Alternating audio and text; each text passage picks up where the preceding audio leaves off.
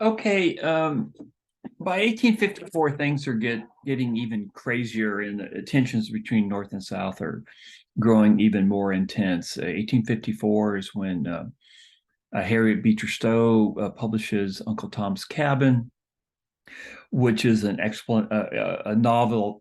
It's a novel. It's actually based on a true story, but it talks about the horrors of slavery. And I keep saying, that most Northerners were perfectly okay um, with slavery where it existed, um, and that the abolitionists were a small minority. But it is a growing group of folks in the North that are anti-slavery, that thinks slavery is just a very oppressive and horrible regime, that recognize the brutality and horrors of slavery. But I do want to stress to you that very few Northerners wanted to go to war to end slavery in 1860, including Abraham Lincoln. So you are having this growing anti-slavery feeling, but that doesn't mean that Northerners elected Abraham Lincoln in 1860 to go to war to end slavery. Abolitionists, those that want to immediately abolish slavery, were always a minority within the Northern white public. Lincoln's being interpreted as an abolitionist today among historians, but he was a gradualist. He wanted to destroy slavery or end slavery over a period of time by containing it, by containing it within the borders where it existed and not letting it expand. But there were other far more radical abolitionists that despised Lincoln, actually, and that thought that he was moving way too slow. But let's talk about the other significant events, or one of the other significant events of the 1850s, and that's the Kansas-Nebraska Act of 1854. So really, at this point, you need to take a look at the map I posted on Blackboard that shows the U.S. in 1850. And if you look at that map, let's take our focus back to the northern areas of the Louisiana Purchase, that territory purchased by the U.S. in 1803. And I'm talking about what are now the states of Kansas, the Dakotas, Nebraska, but especially Kansas. And there is a big fight in the 1850s over whether or not the Missouri Compromise line should exist anymore. And here's what it boiled down to. It boiled down to a senator by the name of Stephen Douglas of Illinois, very powerful senator. He had helped with the Compromise of 1850. He'd helped push it through. He's from Chicago. He wants to develop Chicago. He wants to develop Illinois. And he wants to build a train, or not personally, but he wants to help create the authorization to create a track that would stretch from Chicago to California, specifically to San Francisco. And he wants to do this for a number of reasons. But to do this, this train track has to go through the unorganized territory. So what Douglas has to do is, if he wants this train to be built, he basically has to pass a law and create the Kansas Territory. So now I'm getting a little bit in the weeds and slightly confusing, and this is where the map will help more than my description. So if you look at the map, you'll see the Nebraska Territory, 1855. Forget about the Nebraska Territory. It's not part of our story. And remember, this is all originally part of the Louisiana Purchase Territory. Okay, so there's the Nebraska Territory. What I want you to focus on is the Kansas Territory. And of course, look, what is just to the east of the Kansas Territory? It's Missouri. It's a slave state. And so what Douglas wants to do is he wants to organize the Kansas Territory first into a territory, and that's the first step into Kansas becoming a state. Before 1850, there was no Kansas Territory. There was nothing like that, because there were very, very few non-indigenous people in this area. But by 1850, there are more, especially whites, that have moved into this area. And Douglas needs for this to gain a territorial status. Otherwise, he can't put the railroad that he wants to build from Chicago to San Francisco. He wants Kansas to have a recognized territorial status so this railroad can be built. So what he has to do, though, is to do this, to organize the Kansas Territory, to organize this land into a political entity called the Kansas Territory. He needs Southern help. He needs the vote of Southern Democrats. Now, let me add that Stephen F. Douglas is a Democrat. He's a Democrat, and he's used to working with Southern Democrats. He's a Democrat that is comfortable with the existence of slavery, right?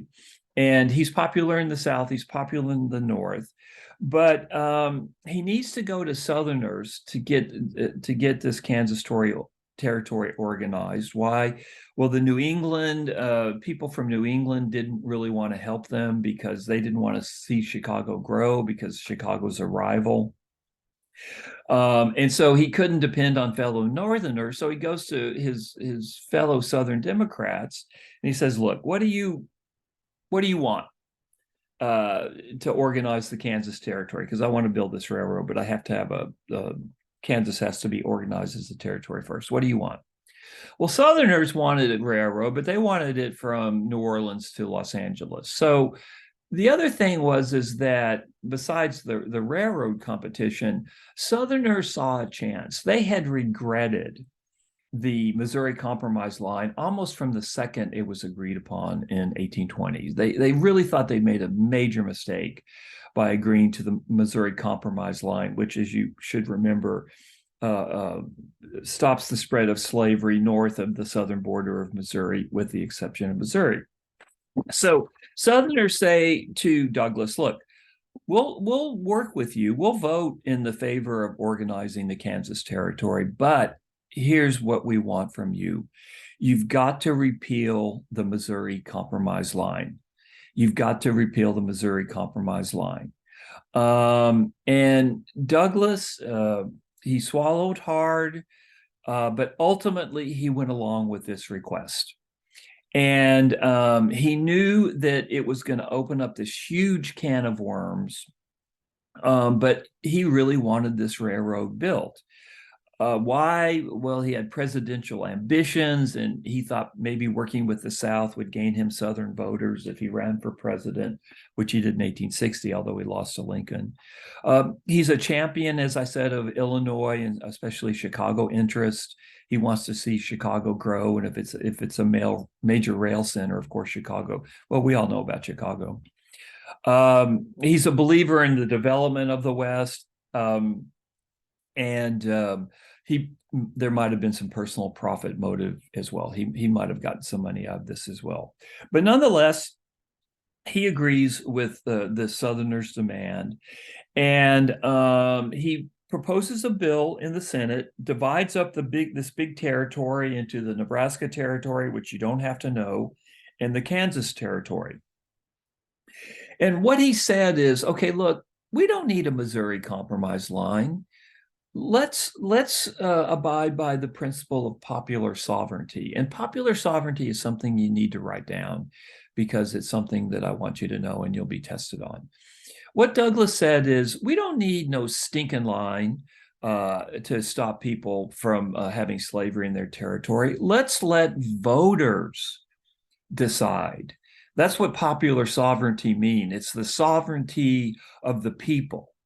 And basically what Douglas is saying, in the Kansas Territory, instead of the Missouri Compromise line forbidding slavery, let's have a vote. And he believed, actually, that the majority of the folks in Kansas, white folks, white men in particular, because women couldn't vote and African Americans couldn't vote, of course, he believed that the majority of white males in Kansas actually opposed slavery, and that there'd be no danger of slavery moving into Kansas if the Missouri Compromise line was voided. And so he puts forth this idea of popular sovereignty, and he proposes that the Missouri Compromise line be abolished. He's very, very powerful senator, and he wins this vote. And suddenly, overnight, the Missouri Compromise is gone. The Missouri Compromise line is gone. And I can't tell you how much this stunned Northerners, the vast majority of Northerners. They thought the Missouri Compromise line was forever. They thought it was like part of the Constitution, although it was never. It was a piece of legislation, not part of the Constitution, and they couldn't believe that suddenly Congress had voted to repeal the Missouri Compromise line. And they listened to Douglas's argument about popular sovereignty, but they really didn't buy it. For many Northerners, what was at play here was the slave power conspiracy. That here was a classic example of Southern slaveholding interest working with their Northern allies to expand slavery into territory where supposedly slavery had been closed forever. So the Missouri Compromise, I'm sorry, not the Missouri Compromise, the Kansas-Nebraska Act of 1854, which voids the Missouri Compromise lines, which leaves the question of slavery to the voters of Kansas. For many in the North, this looks like the slave power conspiracy run rampant. And it was a political earthquake that's it's an arrow that points to the Civil War without a doubt. Southerners were quite happy with the Kansas-Nebraska Act. They were thrilled with the repeal of the Missouri Compromise line. Most white Northerners were horrified by what Douglas had managed to do. And as I said before, they thought it was part of this larger conspiracy to expand slavery into new territories and perhaps even at a later date into states where slavery had been abolished for generations. It's the Kansas-Nebraska Act that gets Abraham Lincoln back into politics. He had been in the House of Representatives, but he had left by, I think, 1848. But he was so shocked by the Kansas-Nebraska Act that it got him back into politics. And it was one of his opposition to it is one of the things that gave him a national profile. So the Kansas-Nebraska Act of 1854, the voiding of the Missouri Compromise line, was just an absolutely fundamental moment on the road to the U.S. Civil War.